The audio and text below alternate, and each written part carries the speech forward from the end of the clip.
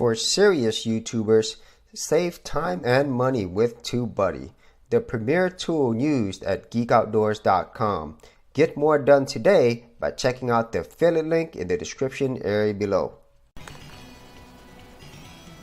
Hey, welcome to another episode of geekoutdoors.com, and if that doesn't look familiar to you, it will now. This is Macross 2. It's actually Super Mega Force Macross 2, and for all the people in the US, it's more commonly referred to as Robotech. And Robotech or Macross is one of my favorite anime series of all times. This is one that I grew up with and I absolutely loved it. And the Macross series, the original anime, all the many video games, they were done so much better, you know, because this didn't really have any of the westernizations that you did when you actually got in the US. So this game is made by Banpresto, and it's quite simply just a really simple shooter. However, it is extremely fun, and it does follow the Macross series very closely. And in this case, you play the whole shooter pilot. You can play this in actually 3 different forms. You here as the fighter pilot, and then also obviously it has the form where it has the legs, and then the final form where boom, right there, you are the robot momentarily. And as you can see there, I was able to wipe out pretty much all the enemies on the screen. And this stage, if you recognize Macross, this is pretty much the final stage, or I'd say final part of most of the Macross movies, that it would go against the whole fleet. You would actually attack the whole fleet, and then you'd have the main girl singing, you know, and which is awesome. That's a nice touch that they have there. And this game really follows it closely, as you could probably tell right here. And I absolutely love the art style in this game. It just reminds me so much of my childhood. And it's one of those shooters where it's not really super unique, but it does it so well. You know, it doesn't have to be. You know, it's really an enjoyable shooter, as you could see here. And the actual design style, this is what I really love. If you look at all the little details here, the background, all the ships, you're out in space, even the enemies themselves. If you were a big fan of the whole Macross series, then you'll feel right at home. The controls are really great on this game. Now, a lot of these Macross games, they really didn't come out here in the US. The Super Nintendo was definitely able to handle these games. And if you look at the enemies, classic Macross, they follow the whole same style that you get in the anime. And they really weren't that difficult to beat, you know, as a matter of fact. So let me go ahead and take them out. Now, there is a time limit, as you can see below. So you're actually fighting against the time and not actually against your number of lives, which is actually pretty unique. And like I said earlier, you do have a 2-player co-op. So this gets kind of crazy when there's 2 players. Oh, I ran out of time. Okay. But I did complete that stage. And it's got little anime clips, which I love. Look at that. Man, that looks so sweet, man. I absolutely love the art style on this.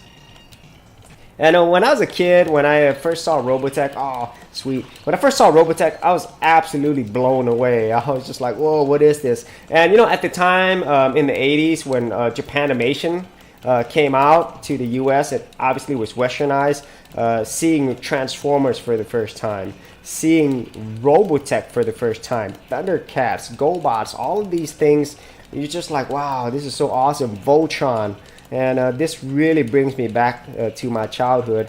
But then when you actually got to experience the original animes, whether it was the actual anime itself or whether it was manga, you're just like basically introduced to this whole new world. And since the original Japanese, it really had a lot of adult you know, themes, you know, a lot more violence and so forth, a lot more I guess deeper storylines, you know, then you really respected this art form a lot more. And as you can see here in this game right here, I would say the stages, they are similar, but they're varied as well. Man, and I could pretty much as long as the Macross games are this quality, and there were a lot of good quality ones, I could just play the whole game. You know, I would just play it from beginning to end because it was so fun. And unfortunately, like I said earlier, a lot of these games didn't come out to the US because, you know, that's a shame. You know, I think a lot of people in the US would have really enjoyed this.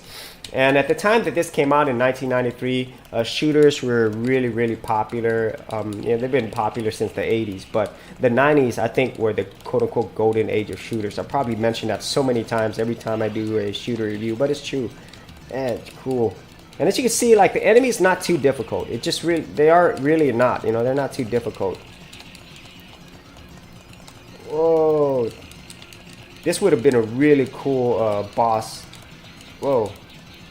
Or actually cool character to fight against in the anime.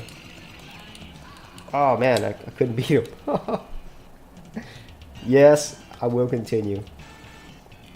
And the stage after this, it's actually on Earth, and then the final one, it goes by difficulty level. The final one, I think you make an all-out assault on the enemies. Well, it looks like I have to start the stage all over. I was hoping I could start right off at the boss, but I guess not.